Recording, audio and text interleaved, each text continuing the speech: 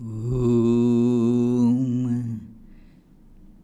Bhadram Karnaibhi Shrunuyama Devaha Bhadram Pashyemakshabhir Yajatraha Sthirairangai Stuštuvagam Sastanubhihi Vyashema Devahitam Yadayuhu Om Shanti Shanti Shanti. Let us pray together.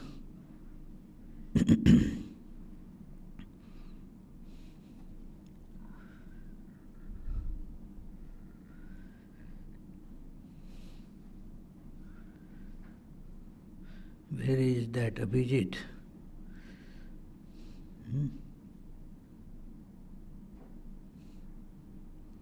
Where did he vanish?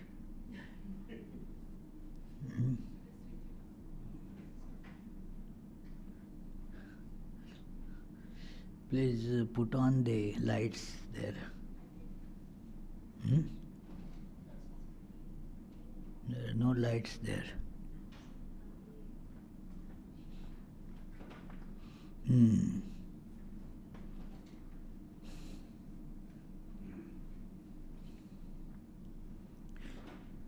So now the prayer is out here, so recite it as loudly as you can. We offer our salutations to the all-loving being who endows all beings with consciousness. We meditate on the Lord who is the origin of the universe. Lord, Thou abidest in all, Thou art all, Thou assumest all forms. Thou art the origin and goal of all. Thou art the self of all. Thou art existence, knowledge and bliss. Salutations unto Thee. May the world be peaceful. May the wicked become gentle. May all creatures think of mutual welfare. May their minds be occupied with what is spiritual and abiding. May our hearts be immersed in selfless love for the Lord. Peace, peace, peace be unto all.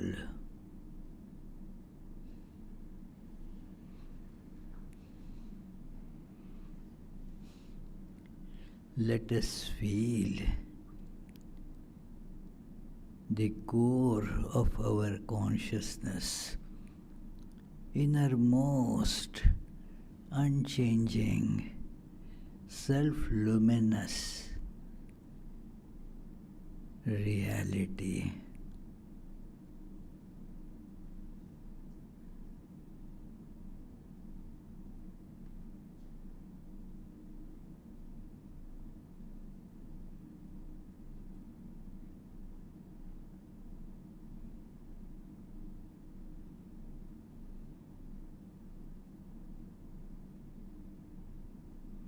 The whole existence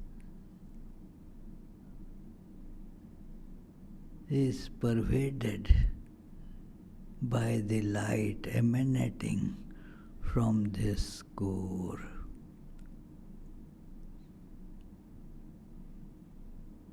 In fact, that light is the essence of the whole universe.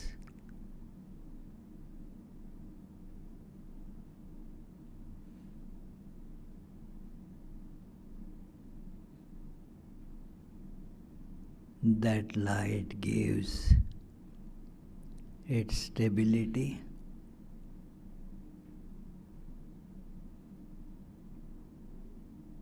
and a feel of unchangingness, although everything is changing.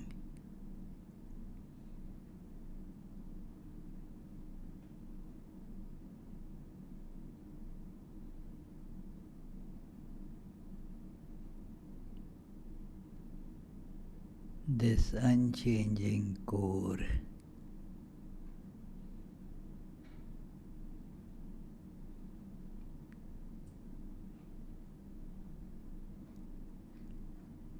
Is the source of true peace and bliss.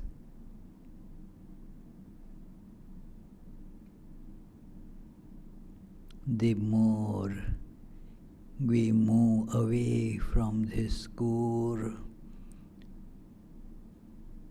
we become restless and unhappy. As we hold on to this core, we become peace and happiness itself.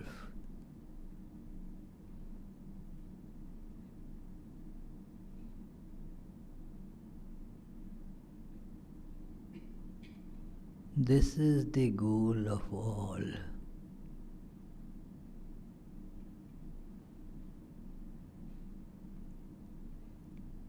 Om. Peace, peace, peace.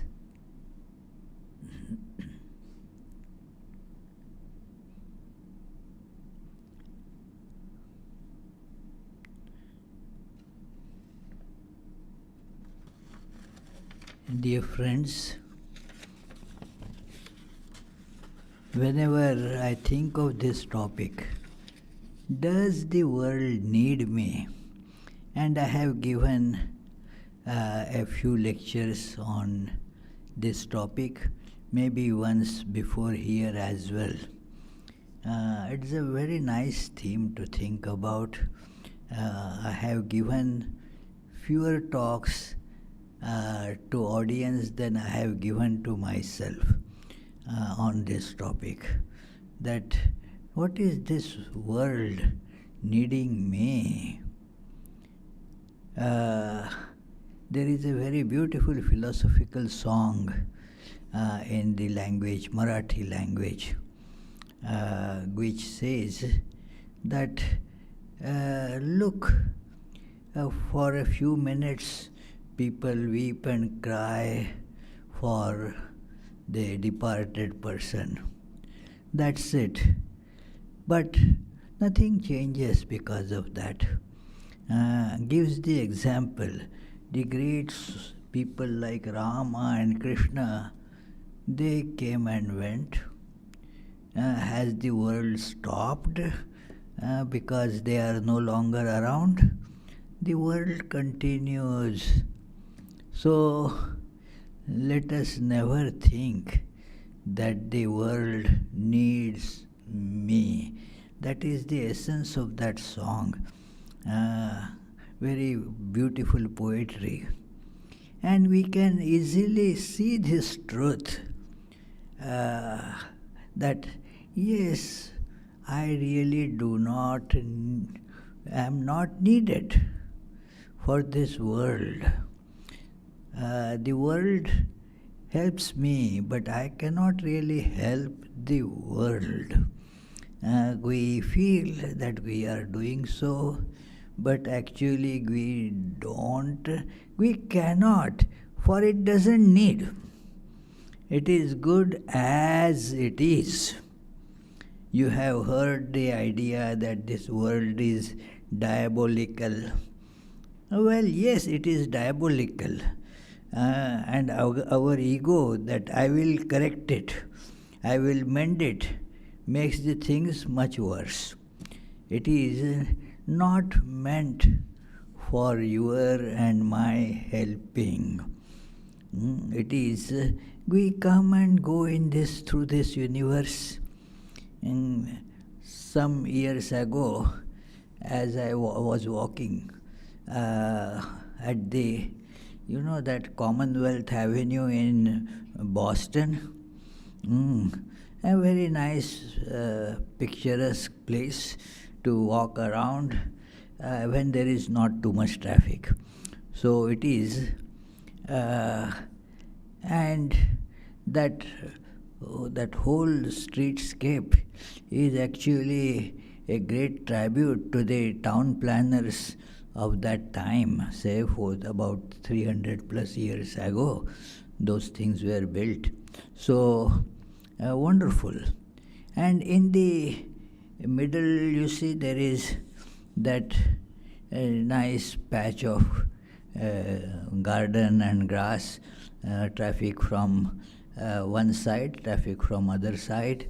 In between, you have that nice patch, and in that there are several statues of many people. And as I was walking, I became curious and went to a statue, read the name underneath, and didn't know who that fellow is. I thought because I was not from this area, I don't know. So I asked another person who was there that, oh, who was this, by the way? He said, I don't know. In fact, all statues, nobody knows really, except maybe in some history book, history of the Boston city, there may be mentions of those names, but nobody really cares, nobody knows. It is like that. Certainly at one point they were very important people, no doubt. That is why their statue is there, and they were important people of that time. But now nobody remembers them. What were they needed for the world? The answer would be a clear no. One of our big bondages is we feel that I am needed for the world. I am doing so much good for the world. And therefore, when I talk on this topic, the modern Western psychologists, they scoff at me. No, you should not say like that, because that may make people feel depressed. What they say has truth in it, that we live with this feeling that I am needed, I am required for this and this. If I am not there, what will happen to them?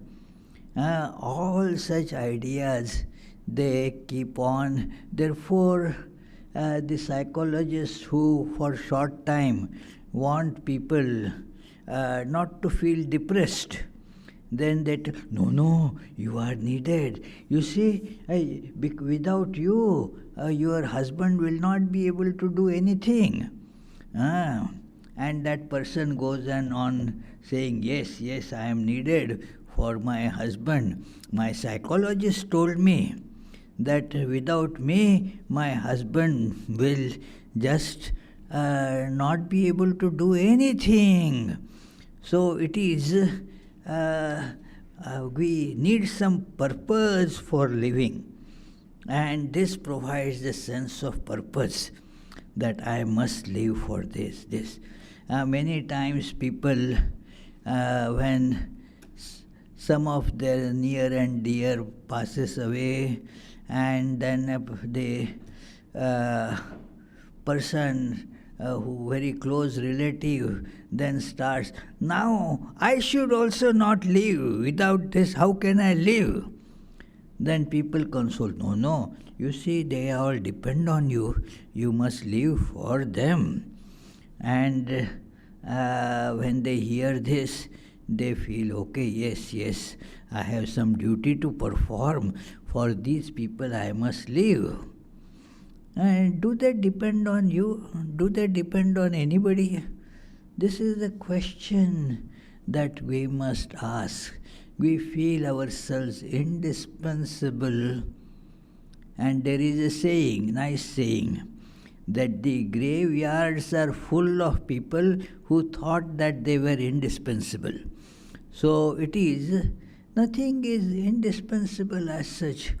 We feel that without me this cannot be done. I feel I am the minister of this Vedanta society. The Vedanta society looks to me for guidance, direction. I am the soul of this Vedanta society. It will not function without me. Most stupid idea. The Vedanta society will function better without me, actually. And I have seen that it functions better, but I have to somehow soothe my ego, find some purpose, that I am needed. I am not needed. Once, one very senior Swami told me that I was a novice, and I was asked to look after some work, library work. And then I was taking lot of efforts, putting in many hours of hard work to manage that kind of big library. Those days the libraries were full of people coming, borrowing books, returning books, and so forth, coming and reading. So it used to be a very busy place. So, and then I was one day suddenly told that no, you will not work in the library anymore. You have been assigned to work in this. Then my thought was, what will happen to the library? I have been working so nicely there. Without me, it will just become all chaos there. Because I work so hard, I keep things so well organized. So that is why it works so smoothly. If I am not there, the things will just all go haywire. And I told that senior Swami, he laughed at me, that, hey, what are you talking? The greats like Vivekananda and Sri Ramakrishna, they came and went. This order is still functioning. Vivekananda, what a great, gigantic personality. He also went away. Has the order stopped because of that? And you fellow? And I realized, what a silly idea. That it is Yogatmananda. I was not called Yogatmananda then, but whatever it was, if I stop working, is it going to stop? Nothing. There are many waiting for me to stop and take over. It is so, this idea, this ego comes up, This is a very big deception that keeps on playing in us, making the ego big. Ego means the identity that one feels associated with the body and mind. I am so and so. I am, say, 150 pounds of flesh, blood, etc. Is it? That is how the ego feels, I am this. And then it wants to preserve itself against all the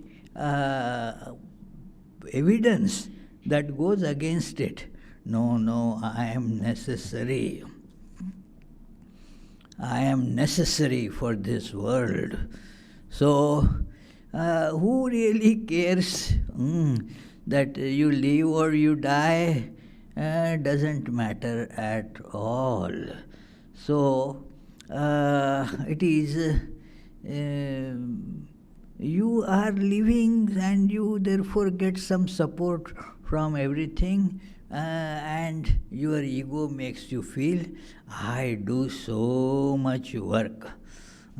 Without me, all this work will be gone, and keep on laboring hard, complaining on the way, I have to do so much work and nobody comes to my help. If you cannot, then stop it. If people say you stop it, if I stop, what will happen? It is such a fear just based on this ego. I want to hold on to this ego very fast. Do not want to give up. I am needed for the world. And when it gets shown that I am not needed for the world, then I understand. For the world as such, I may not be needed, but for a few people, certainly I am needed. So I make a world within world, that there at least I will be needed. You know what I call it? Home. Therefore, it is said, home, sweet home. At least there I will be respected. I will be missed. That so this world, it keeps on, therefore binding me. But if you see, nobody even at home really cares for you. Do not worry about you except to make you feel better, that's all. Not that anybody ever needs us. No, I am needed for my children. Well, it is your ego feels like that. Your children and all, they will shed a tear here and there for one day, then they will start managing themselves. You must have read the great life story of George Washington Carver, the great agricultural scientist. I was very much inspired by reading that beautiful story. He was as African American slave boy. But when they used to those days rob, and the wealth was, one of the this wealth was that take all these slaves, put them in a wagon and then sell them. So while they were taking everybody, that, and then they saw this little baby, very rickety, thought that this fellow will not survive. Why? So they threw that child from the running cart and went ahead. And a farmer nearby found this child on the street.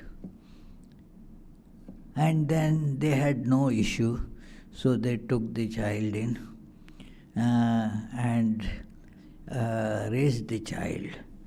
And there was, as you can imagine, those days in early 1800s or mid 1800s, the apartheid, the discrimination against the colored people was so much. He found it hard to get into any school.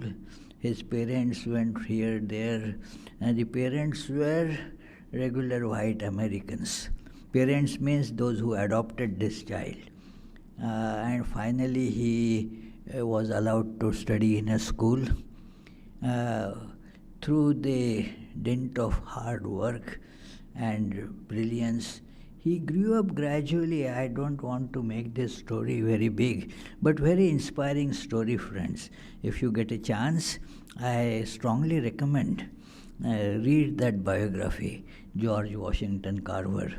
He became most prominent agricultural scientist of that time, and because there was no university that was going to give him opportunity, he started that making laboratory of all the thrown away things.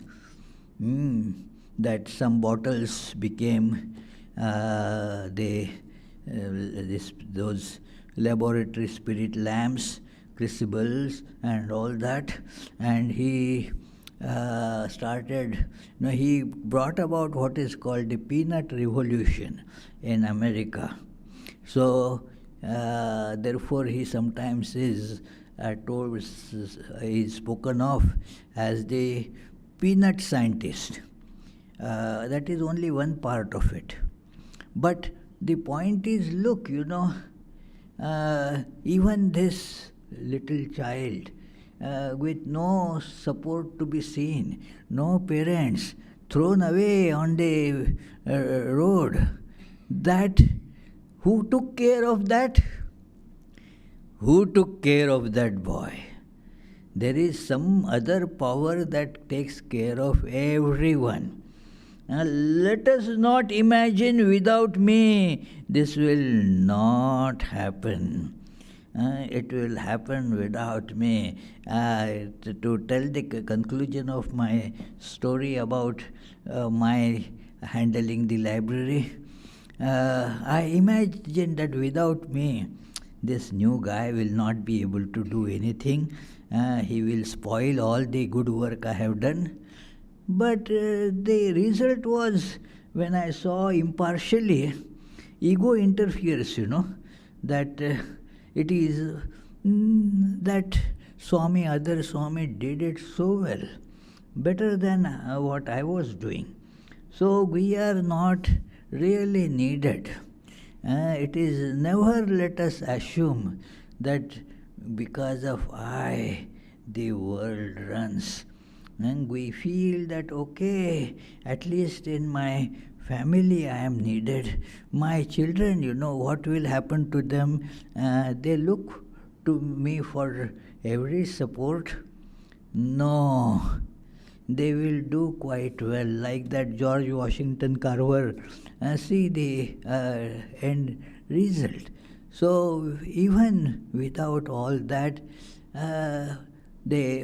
God is there to take care of it. That is why that is our true parent.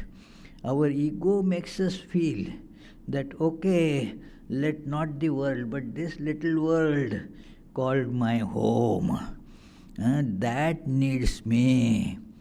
If we see impartially, we will see that also doesn't need me. It is. So the question, do I really, the world is needed for me, world needs me, or world is needed for me? It is the other way around. I get helped by the world. Swami Vivekananda, in his small but great treatise, Karma Yoga. If you have not read it, I tell, please read that book very carefully about how one should act, how one should conduct, what should be one's attitude about the world. And the first thing is, don't be a fanatic. That is what Swami Vivekananda says, that this is what is going to help the world. We, with our little understanding, determine that this is what is going to help the world. How much do I understand? Very little. How much of world that I know?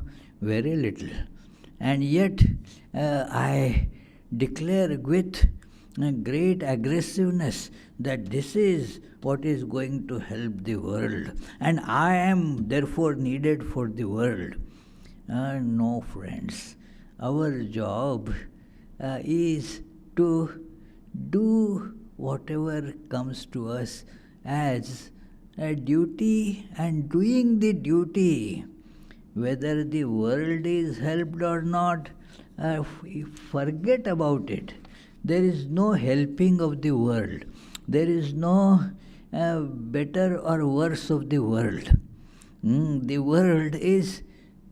I was stunned when I first read this sentence of Vivekananda. The world as it is perfect. Perfect for its purpose. What purpose it has? To make us spiritually stronger and understanding. For that, world is a gymnasium where we get, lot of training, the spiritual training of making ourselves strong to look at the world without getting disappointed. There are unexpected bad things happening, there are good things happening, and our blood starts boiling. That I am going to stop all such things. Well, what will... do you have a power to do it? Your breath you breathe, next breath whether you will get chance to breathe or not, that also doesn't depend on you. It is, you may just die like that, and yet say, I am going to mend the ways of the world. The world is very bad. Vivekananda asked the question, if the world is so bad, as you proclaim, why are you in it? It is, you are in it, you are part of it. It is bad or good, that doesn't matter. It is bad as well as good.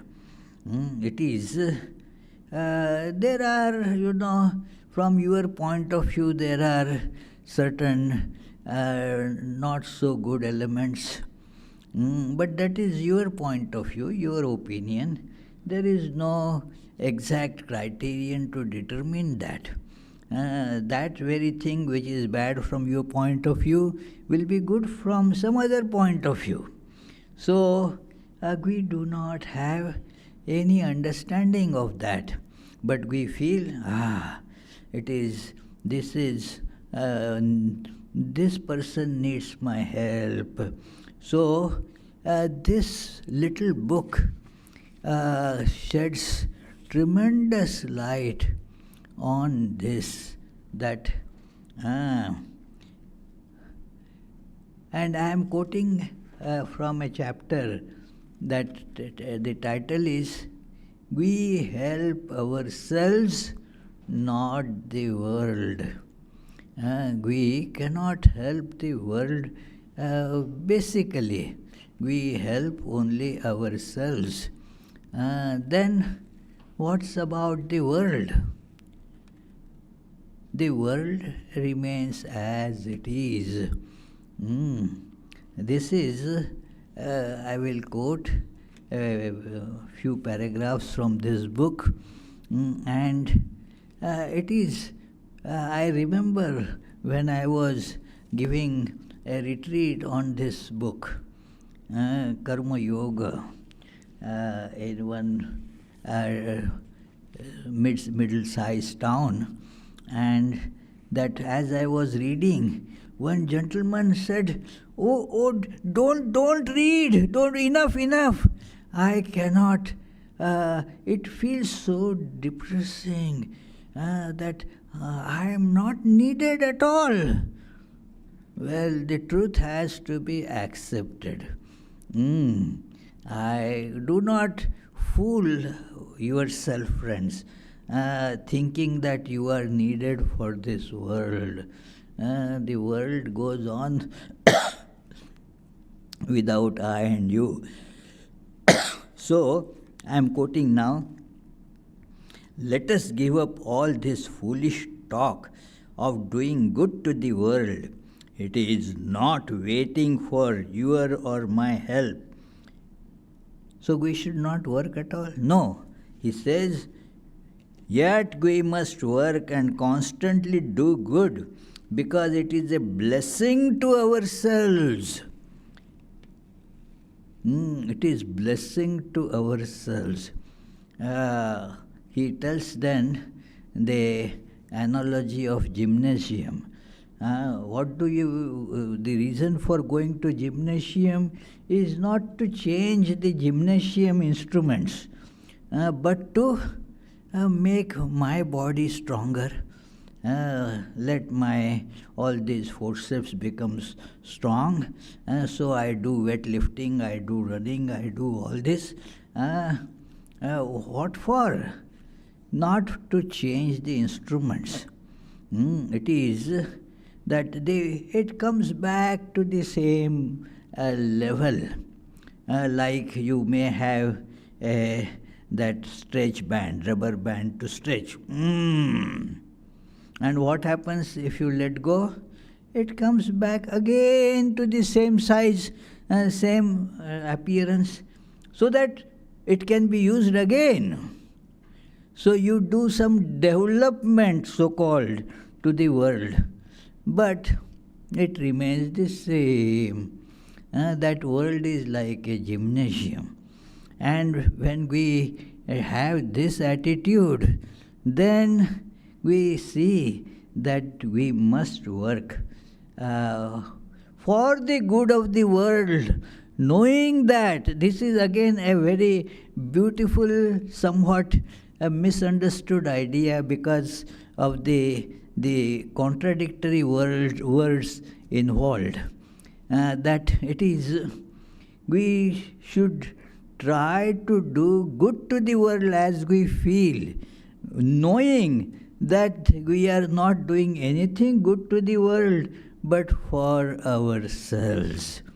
That is to be remembered, that nothing, so-called, our efforts are not going to change the world. It should not, because then otherwise next person will not get any that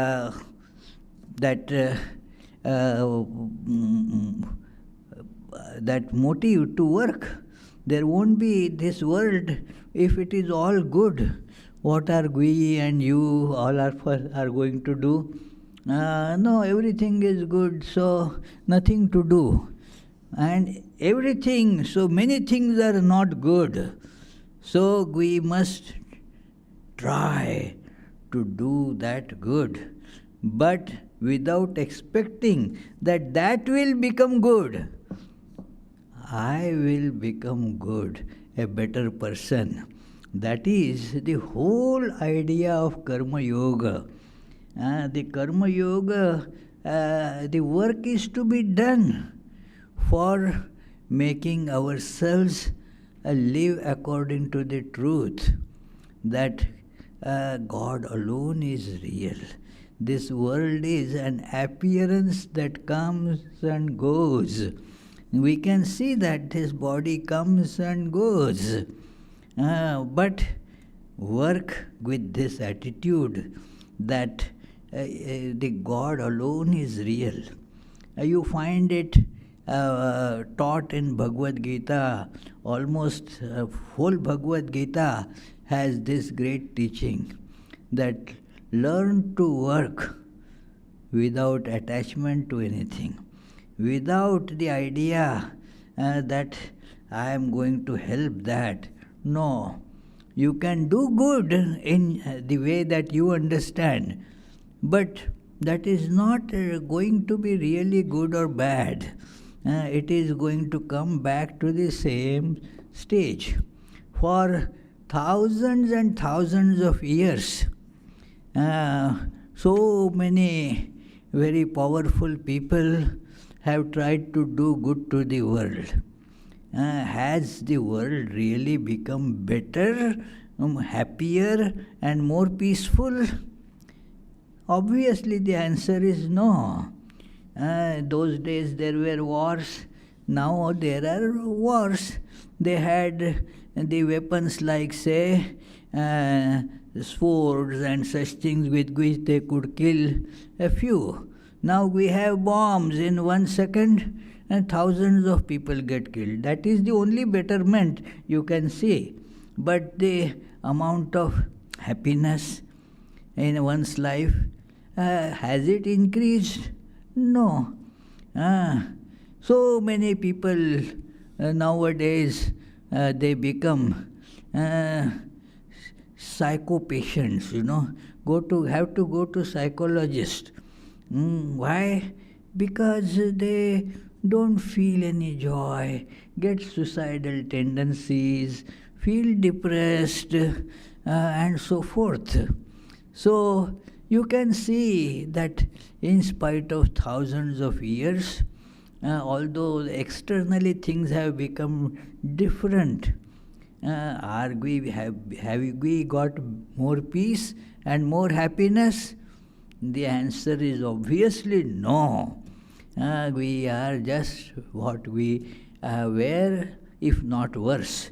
So, therefore, there is really no reason for us to think that I am necessary for this world. Swami Vivekananda continues, it is good to do good because it is a blessing to ourselves. That is the only way we can become perfect. No beggar whom we have helped has ever owed a single cent to us. We owe everything to him because he has allowed us to exercise our charity on him. That at one place a very nice statement was given that, whatever muscle we give exercise to, that muscle becomes stronger.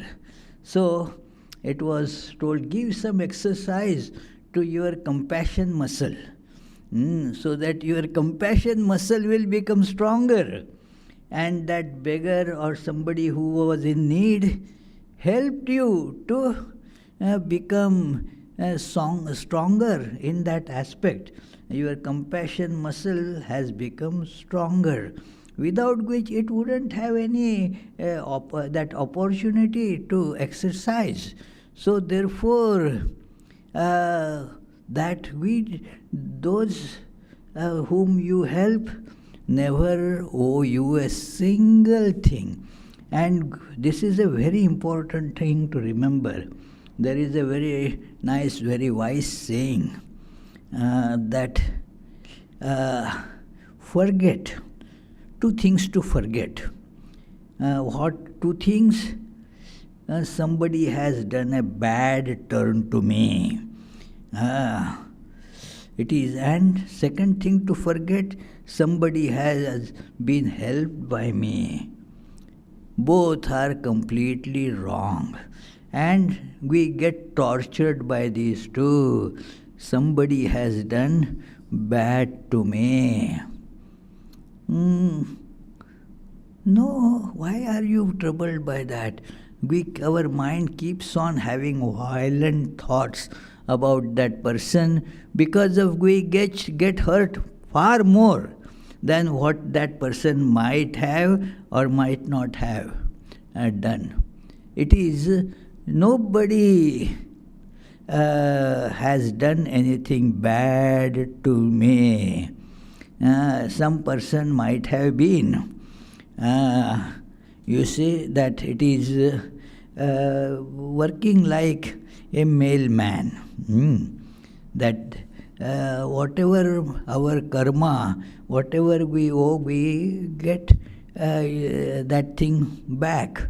So I got the other day a very big bill of something, and I thought that this is a wrong bill. Should I be angry with the mailman who brought the bill?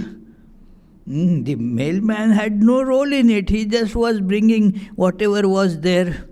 So, any person who seemingly did some bad turn to us, it is we really needed to get that, and so we got it.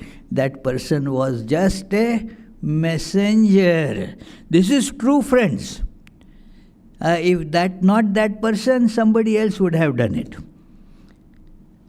Then never think that I have done anything good to somebody.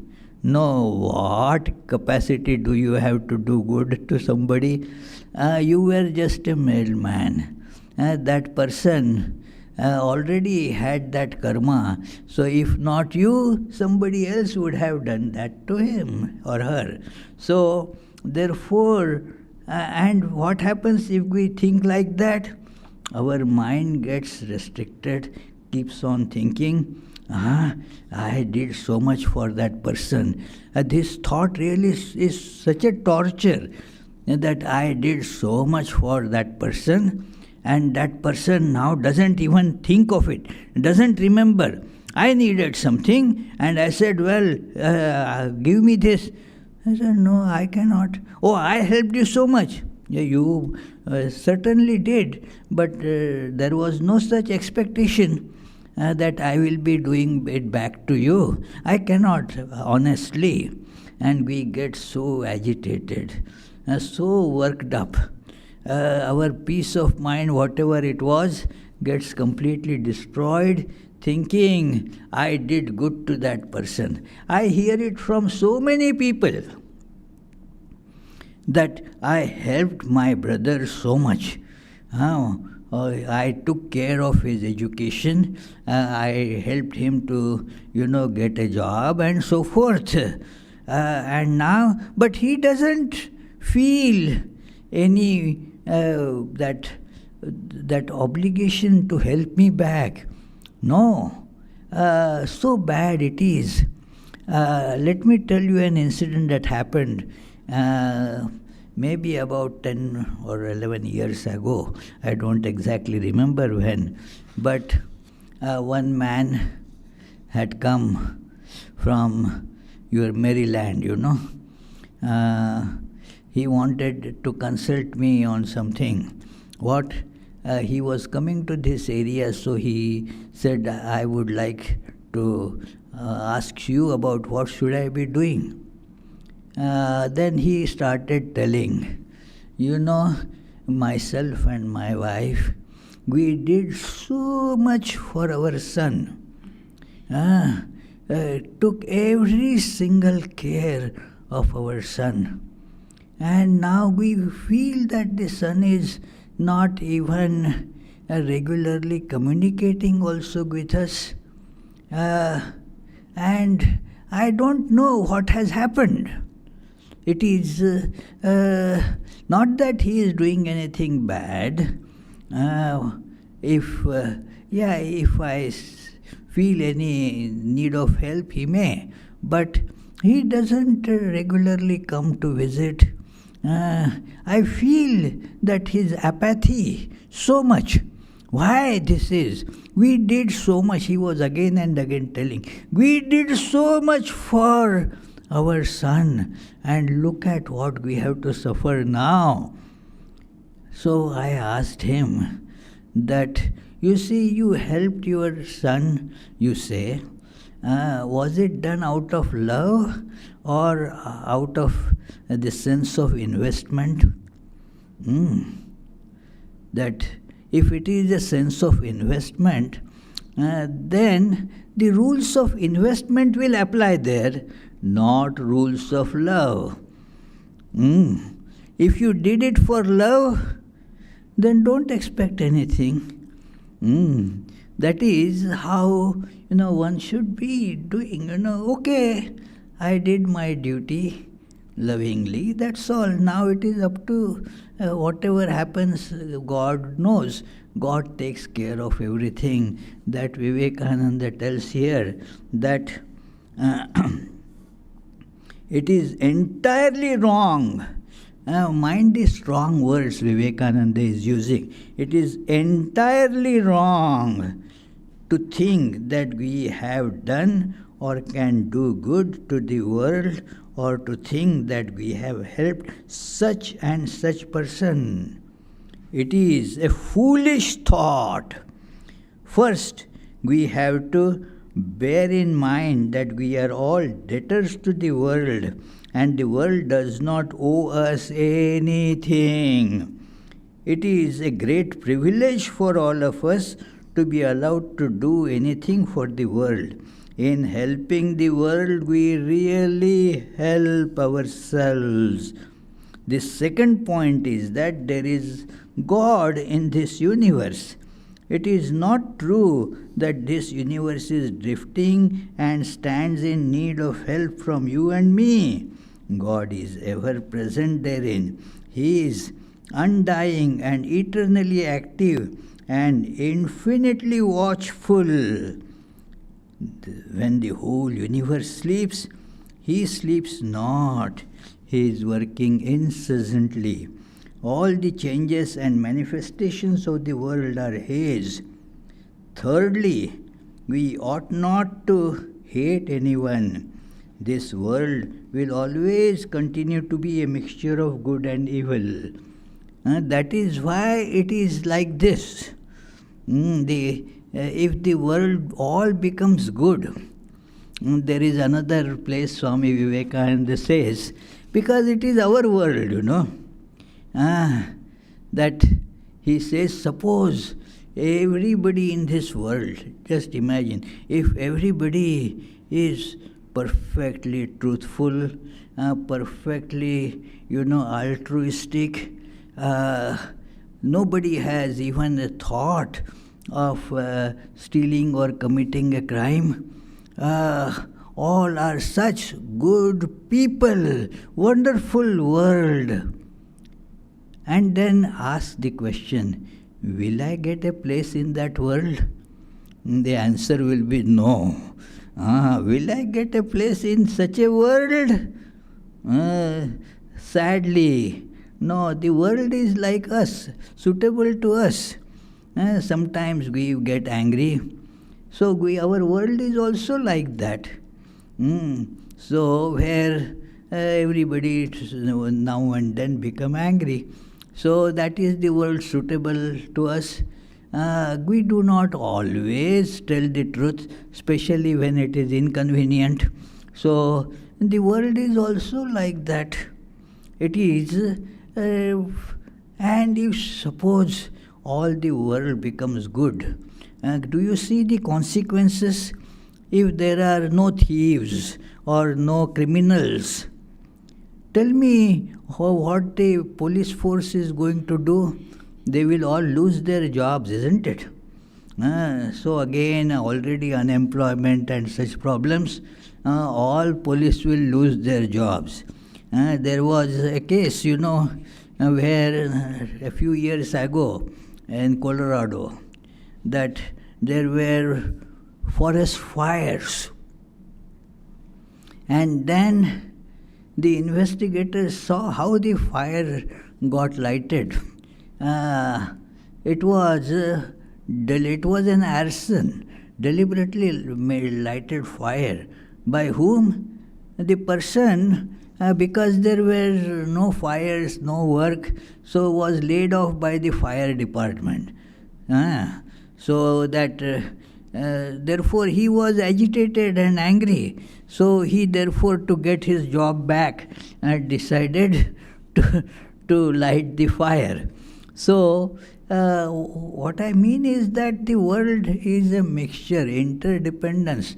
There is nothing good about it, nothing bad about it. It is, but we should never think that we can put it right. Swami Vivekananda in this part gives the example of a curly tail of dog. That the dog's tail was curly. So a ghost was bothering a man to give work to it. It wanted to have the work. Now the man said, okay, build me a palace. Done in no time. Quickly done. Okay, do this. Okay, done. And then what to do? The ghost was such that if you don't provide work, it was going to swallow the person. So what to do? He saw a dog with a curly tail and told that ghost, okay, straighten the tail of that dog. And the ghost got busy with it, could never do it. This world is like this curly tail of dog, and never ever it is going to be straight. And yet we have to keep the effort of straightening it. It is important, friends, that although the curly tail of dog is never going to become straight, we have to keep up the effort of trying to make it straight. Because although the curly tail of dog will not get straightened, our mind will get straightened. We will become, we will be able to see the truth. That is how the effect of doing good to the world is. Do the good without any expectation that the world will change. World will not change. Somewhere Vivekananda gave the example of this very chronic arthritic pain. I remember that because I am having all that it is sometimes your left leg is giving pain, you apply ointment and all there, then it shifts to the right leg. So it is somewhere something evil is removed, the evil crops up at other place. So much good has been done, you can say, when all these machine productions and all came up, steam engines came up, all other technological development took place. So much good was ushered in, was it? So much pollution then got built up here. It is that with the automobiles, people started, going from place to place in a jiffy. It was advertised those days. My predecessor Sarvagatananji used to tell that those days the billboards advertising the cars would tell that feed only when you ride. Horse means you have to feed whether you ride or you don't ride. But the car gives you that benefit. But then the pollution, we know the vehicular pollution, then put something to stop it, control it, and so forth. But somewhere else some other problem will crop up because of that, because that is the nature of the world. You cannot do anything good to the world, objectively speaking, but one must still keep on trying so that it ends up in making me good. I become good. I get the benefit. The world does not. It is long back, a dentist assistant taught me this lesson. I have told that story here a few times, that day, out of the 3 assistants, only one had shown up for some emergency reasons. Others did not come. And this lady, she was running here, there, everywhere. So many appointments were there.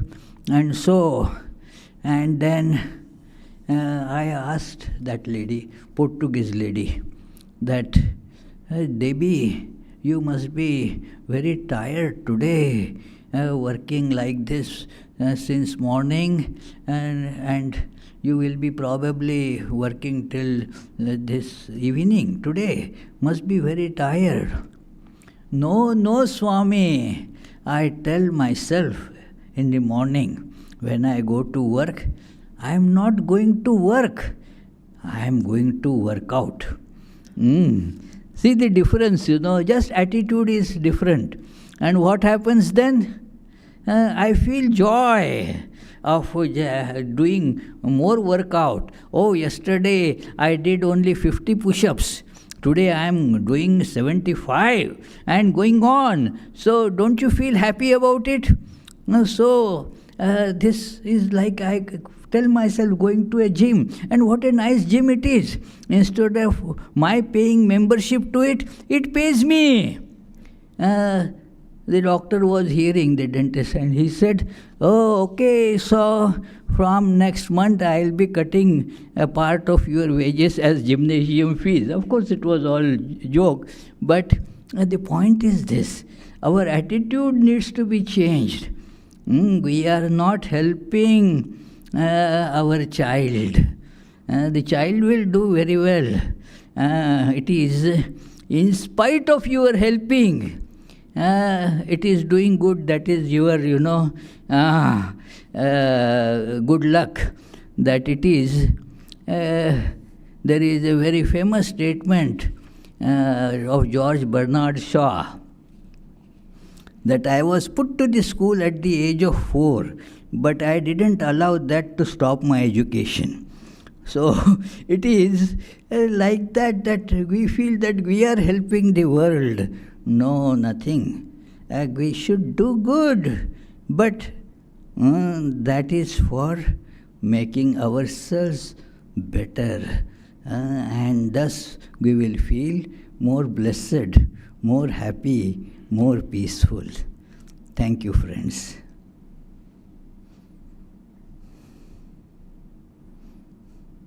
Any questions? Oh, do we have that microphone? Sorry, our microphone bearer, Charlie, has decided not to come today because everything is, he saw that it is very slippery. So he didn't want to fall down. Is there this, okay, yeah.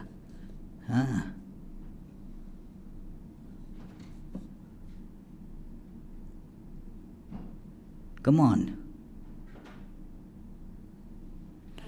Come on, Lila, you are worried? You are having the question, what question to ask? I have 3 questions, but I'm just going to ask one. What about gratitude? Like, say somebody does something for me, and it feels good to think that this person did it, and to connect with them and offer them gratitude. And I don't want to see them as a messenger. I feel very connected when somebody does something good, and I just want to be shallow about it. What about gratitude? Yeah, you feel gratitude that you got the chance to work. That's it. It is not that somebody else needed, but you saw that by that you got the opportunity to do something good. Whether the other person gets helped or not, that is a different thing. Don't do good like that scout boys, those scout boys, they are all told to report whatever good they do every day. So some couple of boys were asked by teacher, what good did you do today? We helped a blind man to cross the street. The teacher said, good, that blind man must have thanked you. No, he hurled abuses at us. Why? Because he didn't want to cross the road. But see, because I want to do some good work, so I pulled that fellow and took to the other side. So don't do good like that. I'm talking Huh? Somebody does something good for you. What? I meant the opposite. Can you thank somebody if they did something good for you? Oh, something good for you. Yeah, that is good for you, you know. Not to have any ego. That is good for you. Hmm? Yeah. That Rupak has a question.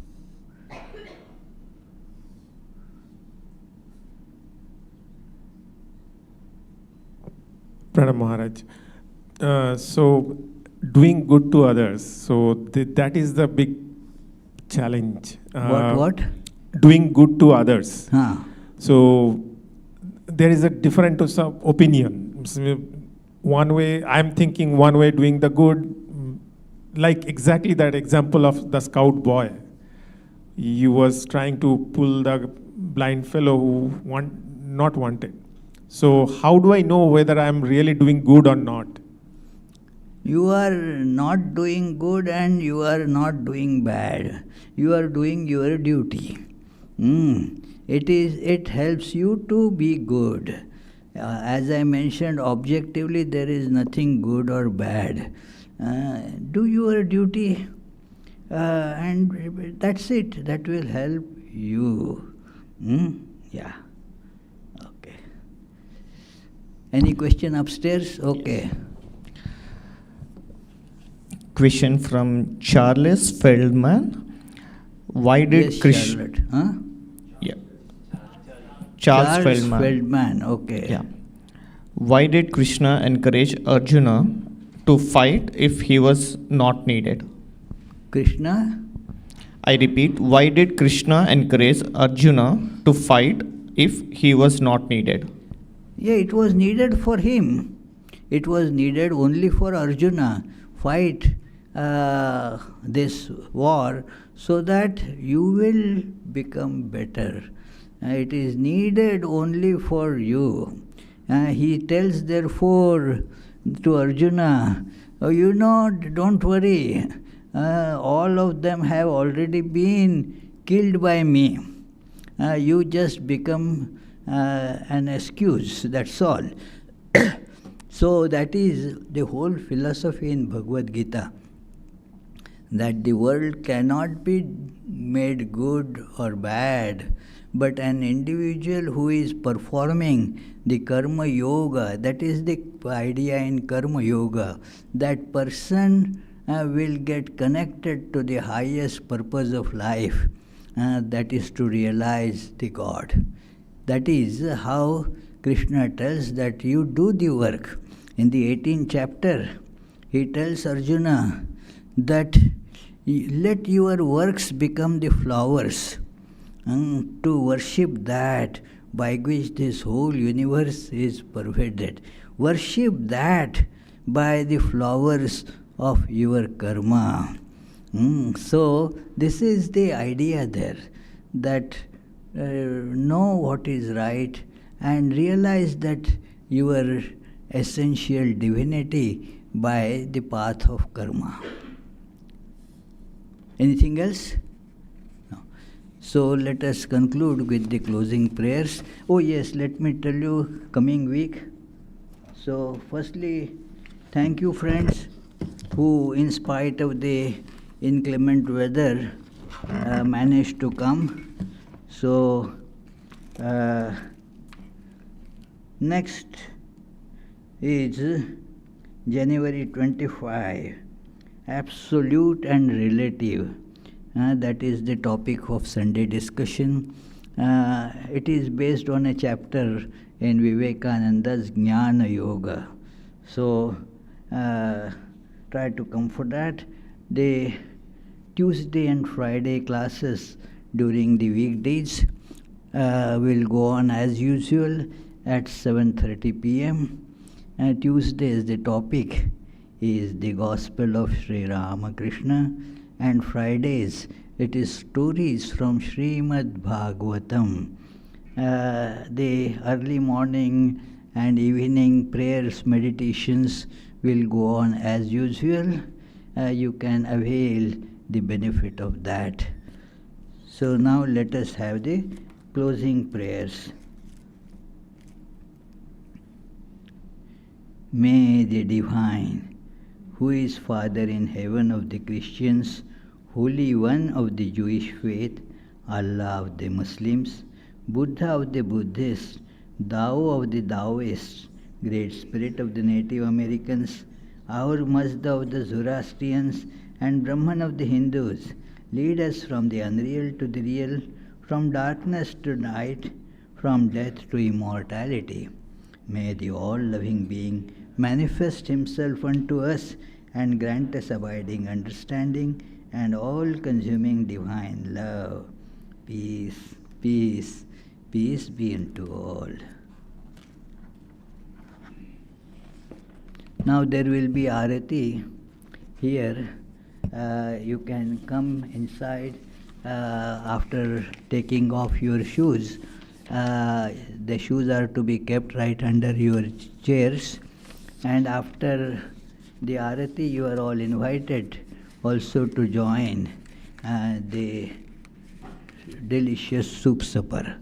We call it delicious, but actually it is delicious or not, as we saw, it depends on the individual taste. So, okay.